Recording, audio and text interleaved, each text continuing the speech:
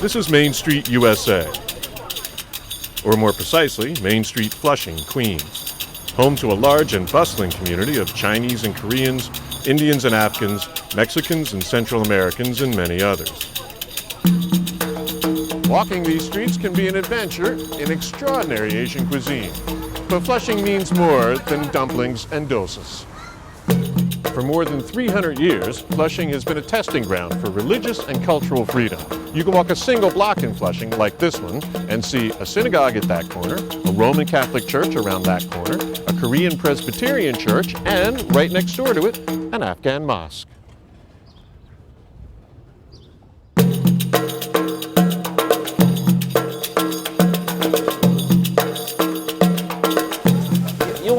You gotta try a bun. Okay. You get delicious meat and vegetable buns here. City Councilman John Liu came to Flushing in 1972 when he was 5.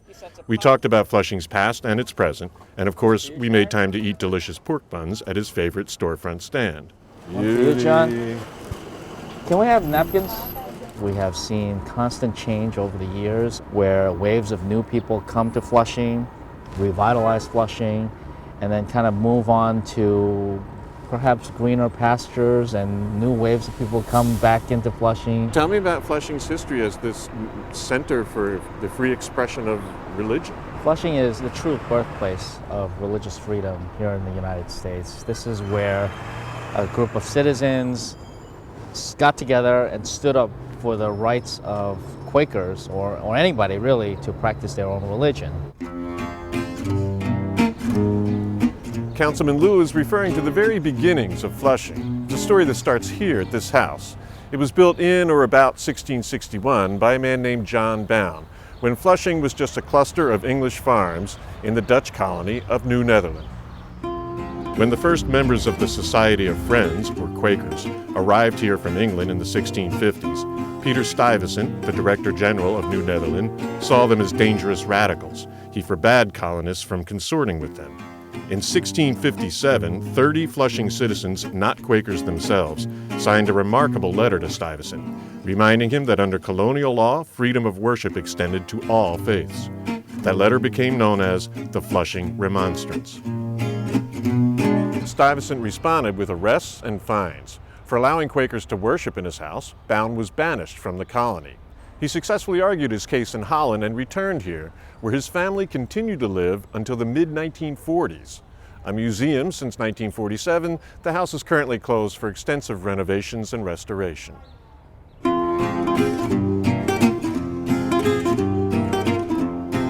The Quakers spent 30 years worshiping at John Bown's house before building this simple meeting house in 1694 on what is now Northern Boulevard. Except for a period of British occupation during the Revolutionary War, the Society of Friends have met here every Sunday since. Naomi, this building is 350 years old, and it looks to me, looking around, like a lot of this is that old or almost as old, what I'm seeing here. Yes, it is. If I came in here in 1695 to worship, it would look more or less like this, right? Yes. Original glass in some of the windows, Yeah, even? there's one landmarked window, and that has very, very old blown glass. I noticed that there's a sign out front that's in 4 languages. Why? Because we welcome people in the neighborhood who speak those 4 languages. And what are they? English, Chinese, Korean, and Spanish. And people from all of those backgrounds, as well as any other, are welcome to join us in worship. If you're interested in visiting the meeting house and the beautiful old graveyard behind it, it's open only on Sundays at 12:30 p.m. after the Sunday meeting.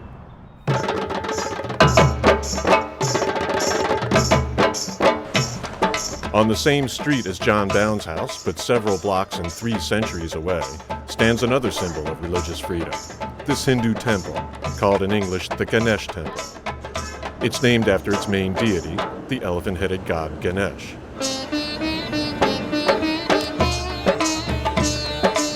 There's been a large and thriving community of Indian Hindus in Flushing for more than 30 years, helping to continue Flushing's very long tradition as a place of religious freedom and tolerance. Tell me about the temple. How long has this been here? This temple has been here for more than 3 decades. The consecration of this temple took place on a very important day for US, that is on 4th July 1977. Now we have on our mailing list more than 20,000 devotees. Wow. Particularly in the tri-state area and also from all over the continent. The temple's main hall is a simple square room with shrines to various Hindu gods all around, Shiva, Vishnu, and others. The large central shrine houses Ganesh, the elephant-headed son of Shiva and Parvati. The temple keeps fruit, flowers, and coconuts on hand for worshippers to offer up to the gods. Later, when the food has been blessed by the gods, it's removed from the shrines and placed where anyone can take it home. After you feed the gods, you can go next door to the temple canteen, where they'll feed you traditional Indian food. Paper dosa, which is when you roll it in like a huge paper, it's going to come out now. If America is the melting pot, this is one of the places where it's been on a high boil for a long time. Absolutely. If America is a melting pot, Flushing is kind of like the concentrate that accumulates at the bottom of the pot.